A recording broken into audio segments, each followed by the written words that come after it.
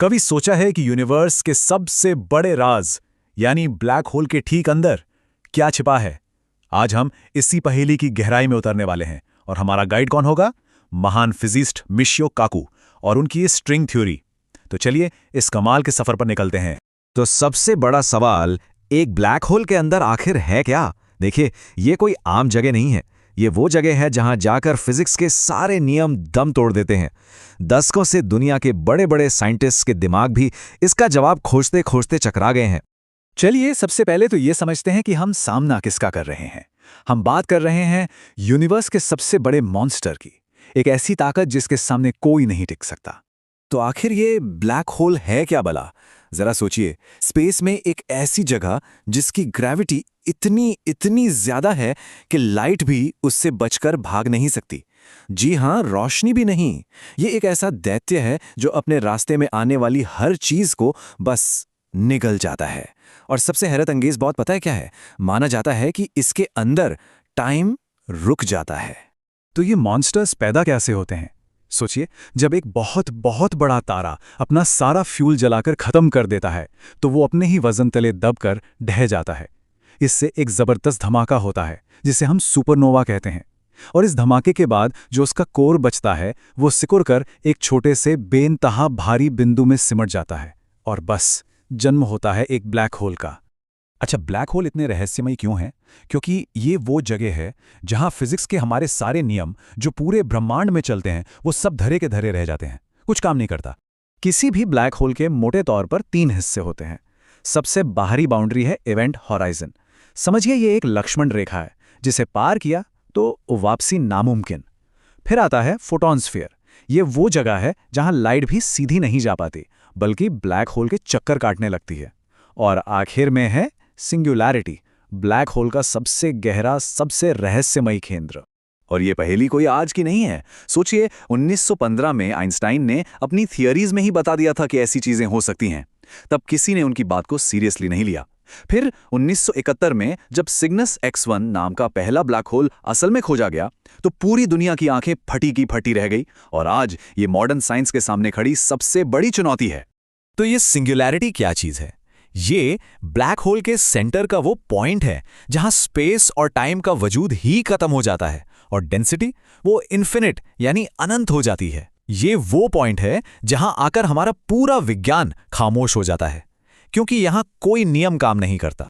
और यहीं से असली प्रॉब्लम शुरू होती है।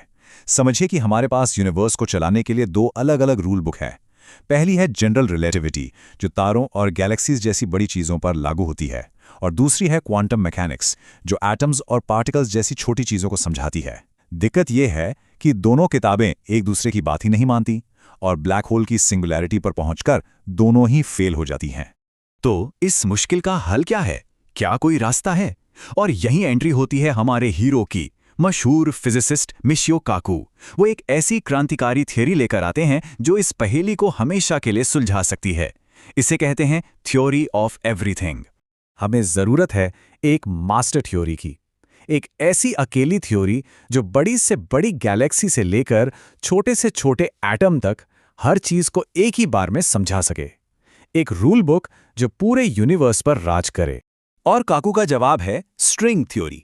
ये थ्योरी कहती है कि यूनिवर्स में सब कुछ, मतलब सब कुछ, छोटे छोटे कांपते हुए धागों से बना है। इन्हें ही स्ट्रिंग्स कहते हैं। जैसे गिटार के तार अलग अलग कांपकर अलग अलग सुर निकालते हैं, ठीक वैसे ही ये स्ट्रिंग्स अलग अलग तरह से वाइब्रेट होकर कभी इलेक्ट्रॉन बन जाते हैं, कभी प्रोटॉन, और यहां तक कि ग्रेविटी भी। पर इस कमाल की थ्योरी में एक पेंच है। इसे काम करने के लिए हमारे यूनिवर्स में एक खास नंबर के डायमेंशंस यानी आयाम होने जरूरी है, और वो मैजिक नंबर है 10। और यहीं सबसे बड़ा सवाल खड़ा होता है। इस थियरी के मुताबिक यूनिवर्स 4 नहीं बल्कि 10 डायमेंशंस का है। हम जानते हैं लंबाई, चौड़ाई, ऊंचाई और टाइम, ये हो गए 4।